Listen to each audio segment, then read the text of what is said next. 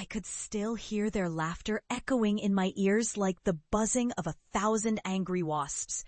"You'll lose your mind over this nonsense," my brother had said, his tone dripping with disdain. "What is it you think you're going to find, a swarm of bees that can read your thoughts?" They all joined in, my mother's voice the sharpest, cutting through my resolve like a knife. "This is unhealthy, darling. You're chasing shadows. Just come home, please." But I didn't come home. Not until now.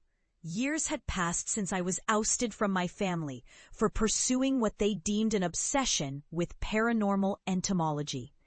After I exposed the illegal pesticide experiments at a biotech firm, an act that cost me my job and my sanity, I had spiraled into a world of shadows and swarming nightmares.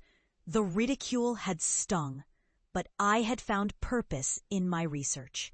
I became a ghost in the world they inhabited, driven by a relentless need to uncover the truth behind mass insect behavior, phenomena dismissed as hysteria.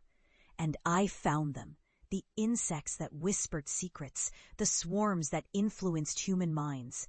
I documented their patterns, their inexplicable connections to human behavior, and the horrors that lay beneath the surface of our understanding.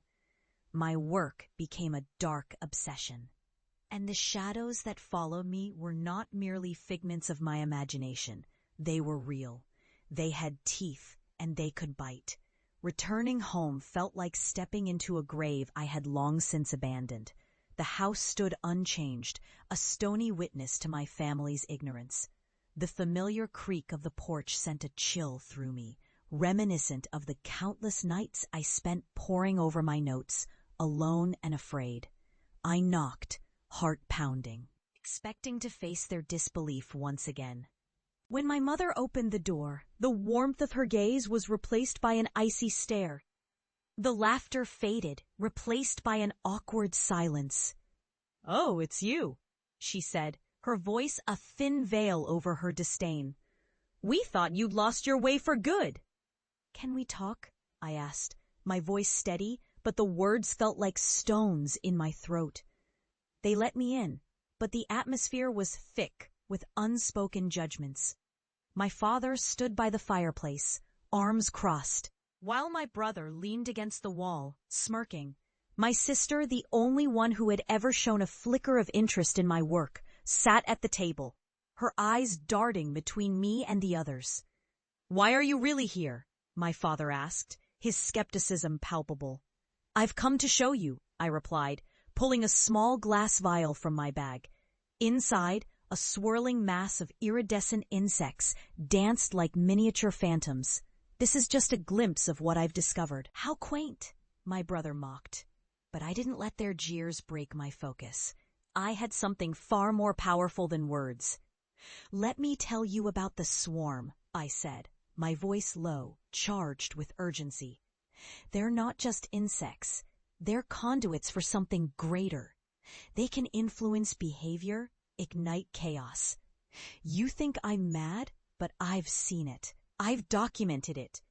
I gestured to the vial. "What if I told you that they can feel your fears, your doubts? What if I told you they can communicate?" Their laughter faded, replaced by an uneasy silence. I pressed on, my heart racing. "I can show you what happens when they swarm, how they can bend will and ignite paranoia. I learned it the hard way." Then with a trembling hand, I opened the vial. The insects erupted into the air, a living cloud of wings and whispers. The room filled with an electric buzz, and their tiny bodies glowed with an otherworldly light. My family's laughter turned to screams as the swarm enveloped them, a tempest of color and chaos. "Stop! Get them away!" my mother cried, her voice cracking under the weight of her fear. They flailed, swatting at the air, but the insects were relentless, darting toward their faces, crawling onto their skin, whispering secrets only I could understand. I stood there, a silent observer, as the reality of my research unfolded before their eyes. The swarm encircled them, igniting the buried fears they had long dismissed, My father's bravado crumbled as he staggered back, clutching his chest, haunted by visions of inadequacy.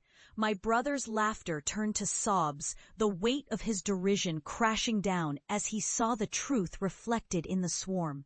"Please, stop," my sister wailed, her eyes wide with terror. But I remained still, watching, knowing they were finally confronting the